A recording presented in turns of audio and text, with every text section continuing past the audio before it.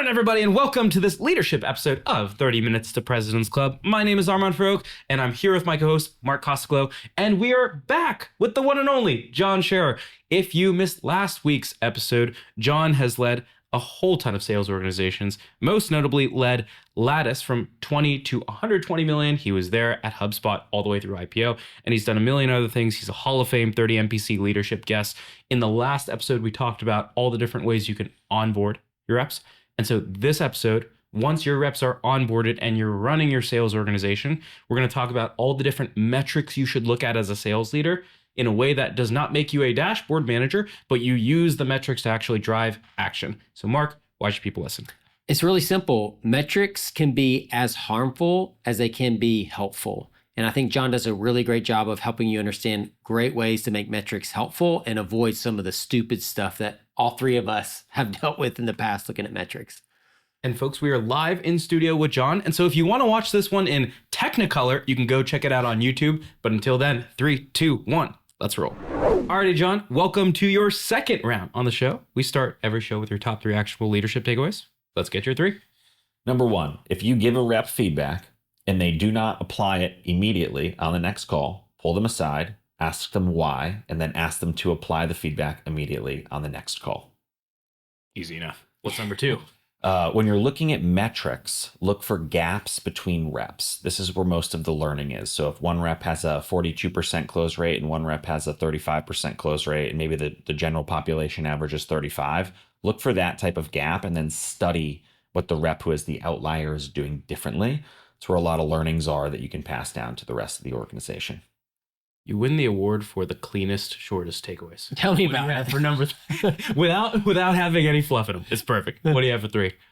Look at your Looker dashboard every single day. You don't need to study it. You don't need to memorize it, but you want to train your brain to start to see patterns really quickly.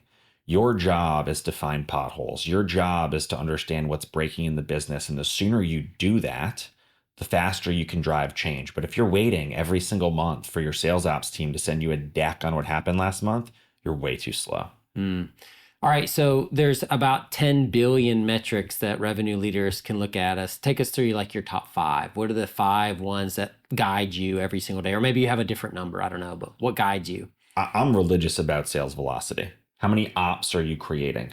What's your average deal size? What's your close rate? And how long does it take you to close a deal? The collective of those things will teach you a ton. If you're a small startup and you're trying to go up market, yeah, your deal size is going to go up and your close rate's going to come down. But like, what does that mean? Is that good? Is that bad? There's a balance there. Sales velocity will teach you that.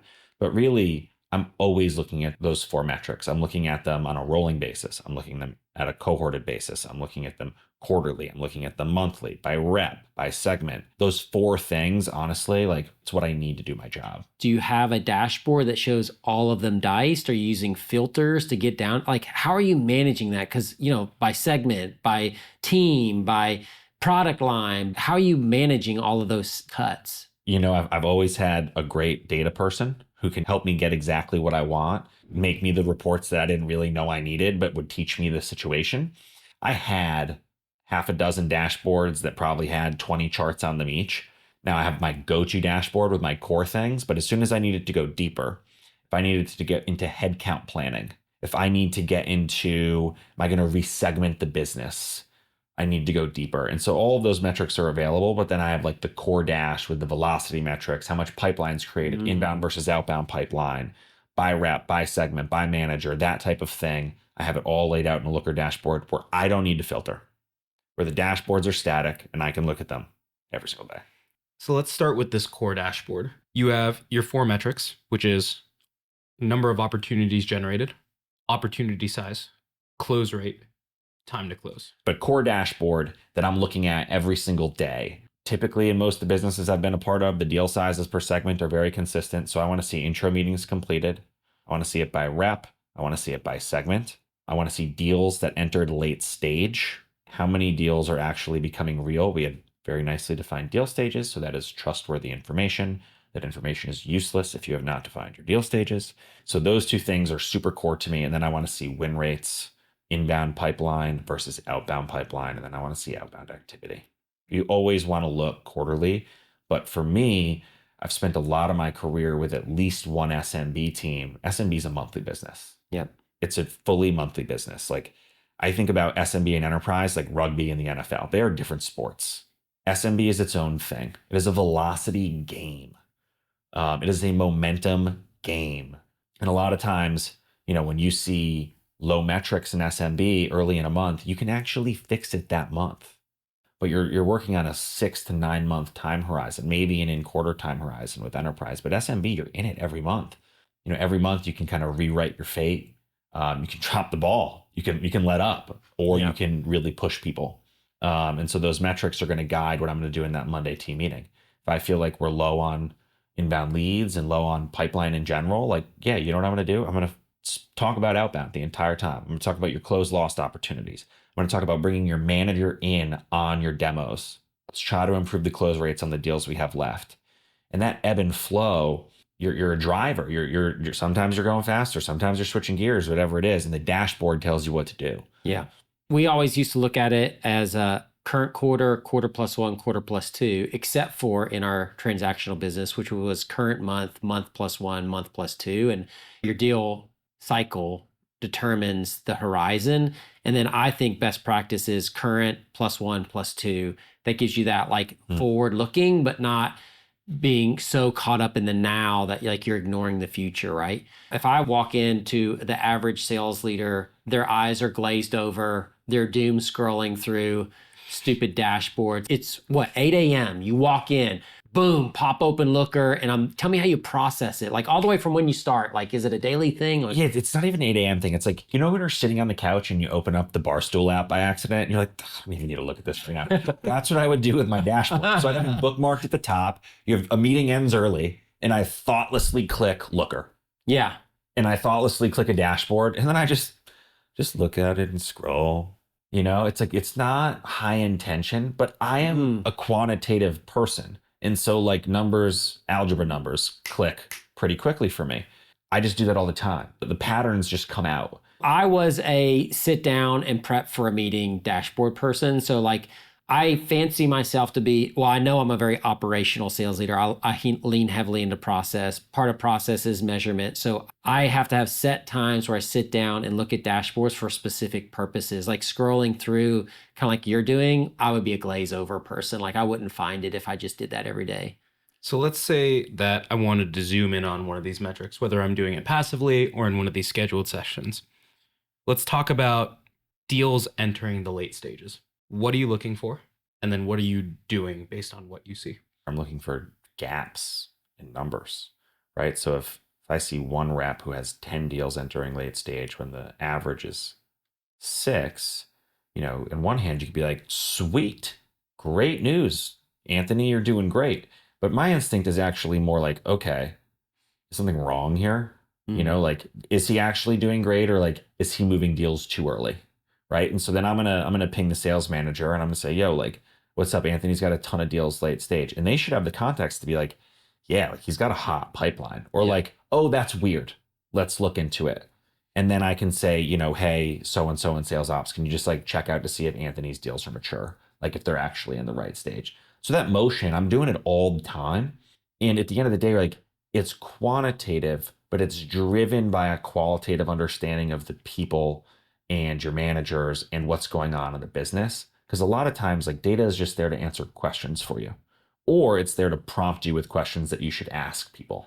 And so you really need to be both locked in on the data, but really with 40 dashboards to look at, what you're hearing from your managers, what you're seeing in Slack, what you're seeing in the rep conversations that you're having when you're doing skip levels, ultimately will tell you what charts to look at. So there's a balance there. One of the things that you talked about was, all right, if I'm going to look at this level of detail every day, but if I have to do something strategic, I got to go deeper. I got to know more. If I'm going to resegment, you have to know more. Help me understand, how are you determining, is this a tactical fix between a manager and a rep, or is this a strategic fix where I need to go deeper to figure out, do I need to resegment because I'm seeing stuff? How do you make that determination as you're looking through all these numbers? I think at the end of the day, it's instinct, right? Yeah. I can think about a time where we resegmented at Lattice, and one of the things that we were seeing was we had a mid-market segment. I forget the exact numbers, but call it 10 reps in it. And that segment closed deals from 30K to 200K. And what I saw is 3 of the reps had really high close rates on deals between 100 and 200K, and everyone else had really low close rates on that deal. Certain reps are better at something than somebody else. Maybe that's because it's a different sales process there. Maybe there's a line that should be drawn at 100K, and there should be a mid-market segment that's 30 to 100 and a different segment that's 100 to 200. Then we looked at enterprise, who had 250 plus, and kind of looked at the same analysis. Then we ended up rejiggering the teams.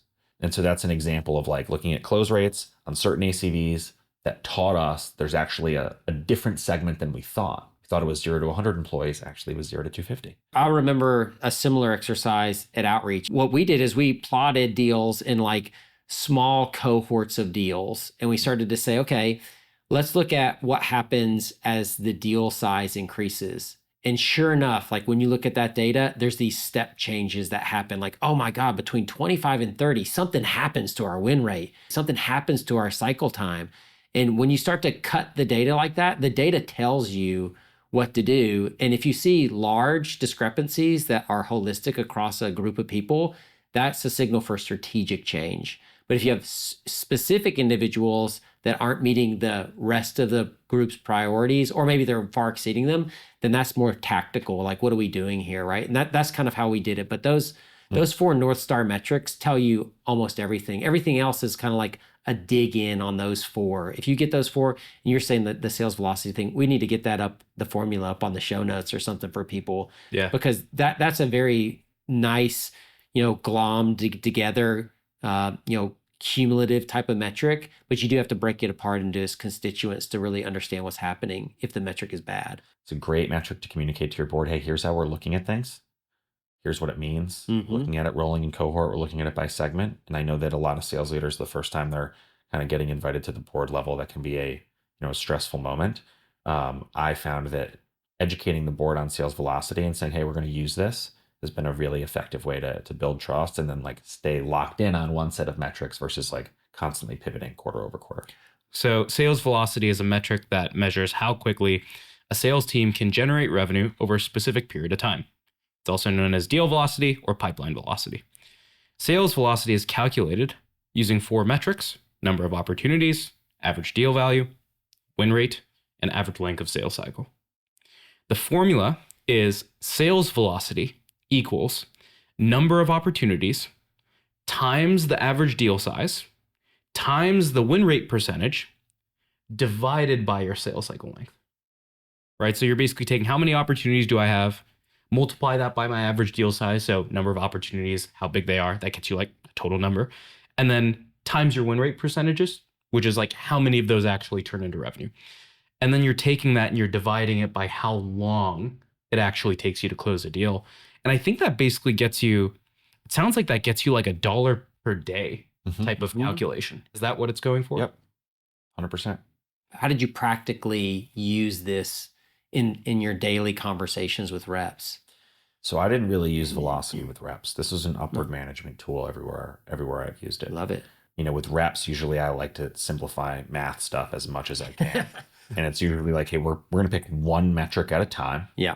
And we're going to put this into your quarterly coaching plan. We're going to try to move this metric. But velocity to me, a lot of times it's an effective tool at communicating what's going on in sales to a non-sales audience. If you have a product or marketing founder and you're trying to communicate to them what's going on, I think they see this equation. They're like, oh, yeah, it makes a ton of sense. And they can buy into that. And then you can, sort of communicate, hey, like sales velocity is going up. This, like the goal is always to like be growing sales velocity typically. If it's like, hey, sales velocity went down this month, they're like, oh, why? It's like, okay, well, let's look at the inputs. Oh, look, sales cycle length got really long in this period of time. Okay, why is that? And deal size didn't go up, which is usually why you're willing to accept sales cycle length going up. You're like, okay, wow, we had these 2 deals that took a really long time to close. Is that something that could be a systematic issue that we want to coach reps on, or is it an outlier? I remember about year 2 or year 3 at Outreach, I realized that I wasn't doing cohort analysis. And so all of my analysis was kind of junk. What is cohort analysis to you? Like, how do you think about the word cohort? What does that mean? Say I wanted to look at my close rate in September. What I could do is I could see all the deals created in September and I could see all the deals I closed in September. And that's going to give me a reasonable win rate, right? And I can show them, like, hey, take a look. But what is that actually telling me? It's actually telling me nothing. Nothing, right? This is where I got burned. Yeah, because what I care about is what is the close rate on the opportunities created in September. Mm-hmm. But guess what? They're not mature yet. So I'm stuck in this place when looking back a month where I'm like, how do I tell the story of last month? And so you actually need to then go a couple levels deeper, and you need to understand, hey, out of all of the opportunities created in September, how many should I expect to close? 50% of the deals we will ever close from a September lead will close in September. 25% of them will close in October. 15% of them will close in November. The rest sort of on a long tail. So I can now, 30 days later, look back at September and begin to see, hey, am I pacing with this cohort of revenue effectively? This is super important, right? Because as your business starts to scale, what's going to happen is marketing is going to need to find new lead sources. You can't wait for full maturity on a batch of leads to see if they're a good fit. You can see it way sooner depending on your sales cycle length. Studying this early and often as your business changes is super important, because you can catch like, oh shit, like we didn't close any of those leads. Yeah. It's like, okay, well, let's stop generating those types of leads. Let's pivot. Let's do something different. And that comes from a cohorted analysis. So many early sales leaders I see don't know the distinction of, there's a difference between like a close date and a start date. Do I want to do a close date cohort where I'm looking at everybody that has the same close dates? Or do I want to do a start date cohort where I'm looking at everybody that has the same creation date? So I want to track everybody and all the deals that were created in May and what happened to them after May. Or I want to take all the deals that closed in September and I want to back look at what happened to all those deals, right? And that's the two lenses you have to look at with cohorts. Otherwise, you will create meaningless numbers. You'll go to your board and say, our win rate was 57% this month. We crushed it. Then next month, it'll be 12%. And really, neither number was accurate. So if someone asks you guys, what's your win rate? How do you answer that question?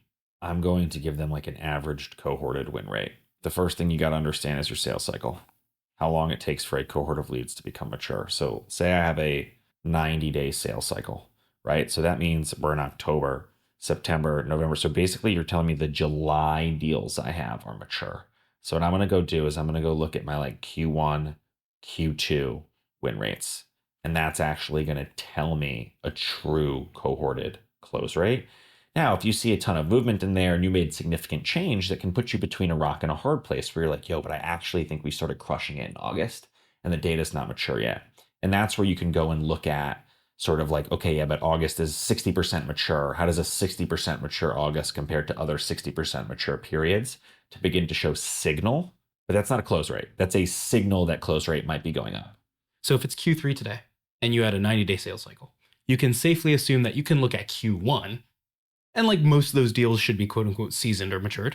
And so for any deals that were created in Q1, the way you calculate win rates would be close one divided by close one plus close loss. Or are you including all the deals that remain open? I include the things that would be considered still open.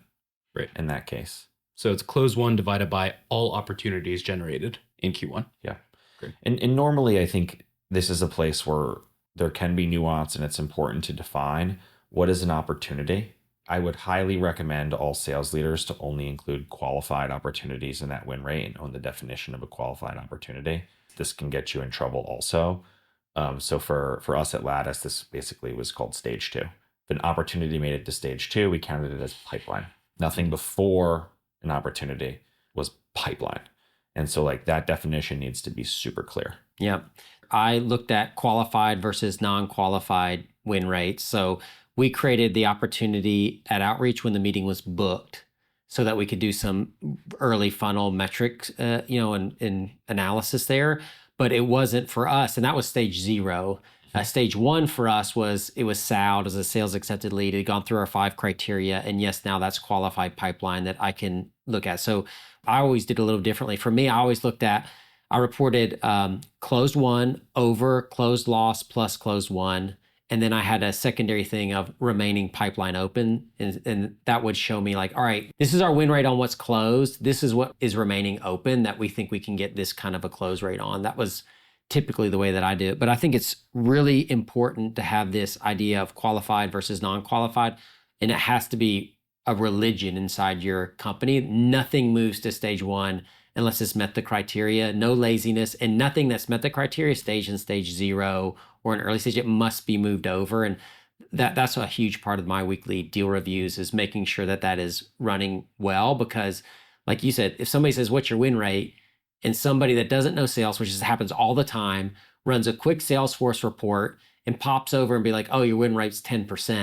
And you're like, wait a second, you just took like every deal that's still open and took it over, then you've screwed up the number, right? And that's what people do a lot of times when they don't really understand the numbers. That's why it's so important to have an Anthony or a Brett on your team that understands and can keep you from these kind of pitfalls when you're looking at numbers. Mm-hmm. For both of you guys, it's critical that whether it's going into stage 1 or stage 2, there's some cutoff point where you're like, this opportunity is qualified. It goes into win rate calculations, qualification calculations, and all that stuff. The most common way that this is enforced is through pipeline reviews. So managers are scrubbing pipeline, making sure that reps are coming in prepared with proper pipeline hygiene and all that stuff. How much of this should be done through pipeline reviews versus done through Salesforce automations and validations? So for example, you can't move a deal from stage 1 to stage 2 unless you fill out these 3 fields on your opportunity. Who's the champion? Who's the problem? Stuff like that. My sales team right now doesn't fill out any fields in the CRM, not one. If you're an organization that's doing 30 to 40 new opportunities a month per rep, I think your strategy on what needs to be filled out here is pretty different, because a manager is not scrubbing 30 to 40 apps. What's important to me is like, I hold the rep accountable to their sales cycle or their close rate. And so they're not going to move shit to their actual pipeline if they think it's going to make their close rate look bad. So I usually end up with the reverse tension, which is like, nah, that wasn't that good of an opportunity. I'm like, you set up a second call, it's an opportunity. Right? So that was always the thing for me, is like, hold them accountable on close rate, make close rate something that we talk about regularly. But if there's a second call, it's not. Yeah. I have a general rule of thumb in my CRM. If we're not going to report on it, then it shouldn't have a field. And like, for example, well, we're going to put MedPick all in Salesforce, and the reps are going to type it out MedPick, and we're going to create a validation rule that if they don't have these fields filled out, they can't move to stage 2. If they can't move to stage 2, they can't create a close. If you're not going to run a report to do analysis on a number, then why are you keeping the data? It doesn't make sense. All it does is create busy work for everybody. So you definitely should use validation rules as sparingly as possible. And you should definitely make sure that you limit the number of fields on the account. Get it down to 5 fields. Like, the less fields, the better. I completely agree. There's one last objection that I struggled with related to this all the time, which is, I know that this isn't helping me drive the sales process forward, but everyone else in the organization wants information around when we lose deals, why do we lose deals? And so I think every leader has been pressured to have crazy analyses on close loss by stage, by product reason. Are we losing because of the economy? Are we losing because we don't have this feature? Are we losing because it was sunny outside versus rainy outside? And so when you get asked that type of question and you need to educate the world on, when you're losing deals, John, why are you losing deals? How do you do it? You know what our number one competitor at Lattice was, according to Salesforce? 15.5. You know why? Because it's at the top of the pick list. There's this tool called Gong. It records all the calls. All the information is in there. I don't know why you want a sales rep to tell you what happened on a call. It's recorded. They are literally trying to power through their day. They are not thoughtfully giving you data. Gong's there. Get everybody who wants information a seat. I don't know how cool the AI stuff's gotten, but like, you can always like I've got somebody in the Philippines who helps me go through all the calls and pull out the things that the team needs to know. Yeah. Costs like $7 an hour. Most close lost reasons, when I go in and look at companies in their CRM, it's a single pick field.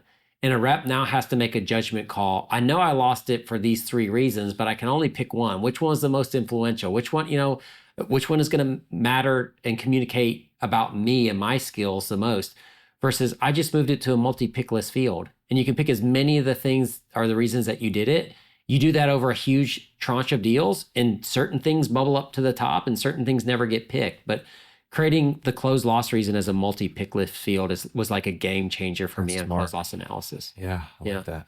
When someone asks me when we lose, where do you lose? I actually think about some of the metrics that you gave earlier. Revenue's going down, or if our win rates are going down. Now I need to understand where in our stages are we losing deals? And maybe as we go from demo to multi-threading stage, that's when we're losing deals. And what that means is certain reps are better at getting access to power versus others.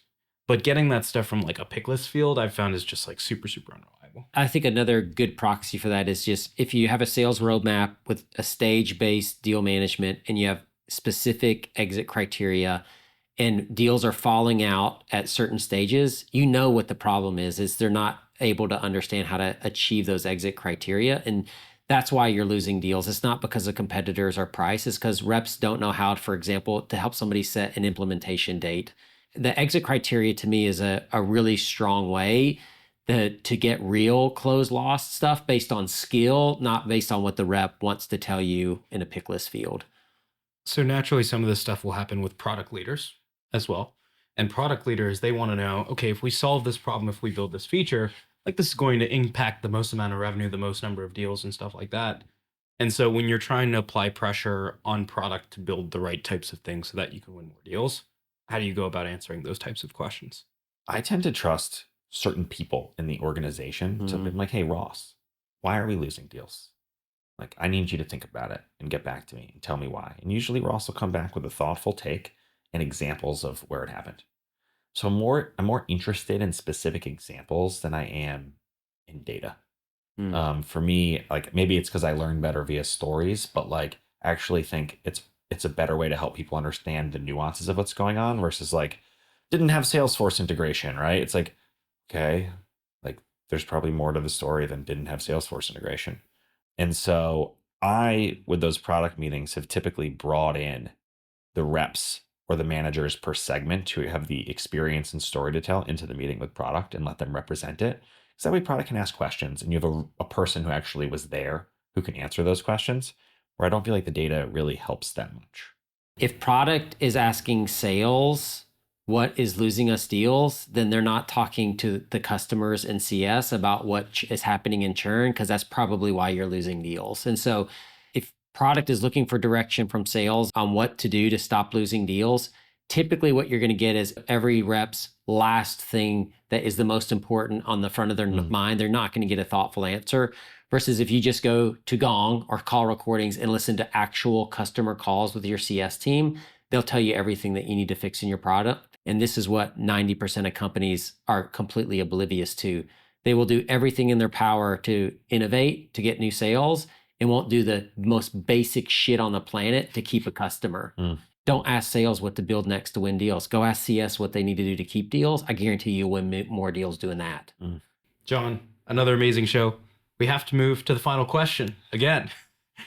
We talked about a lot of good habits. What is one bad habit that every sales leader should break so that all teams get a little bit better? If you have any inkling of a feeling that you should not hire somebody, do not hire them. Period. Even if you can justify it and do the mental gymnastics because you've got a hiring quota to hit and you don't want to miss it because it's your quota. If you've got a feeling that says, maybe not, just don't do it. Yeah. It's never worked out for me, ever. Soft yes is a hard no. Love it. That's right. John, amazing show. Everyone, hang on for a 60-second recap coming up soon. Alrighty, Mark, it is time for a 2x2 recap from this part 2 episode with John Sherer. What do you have for your 2? 2x2. Number 1 is I, at Outreach, was the number 1 user at Tableau, and I realized I made a huge mistake.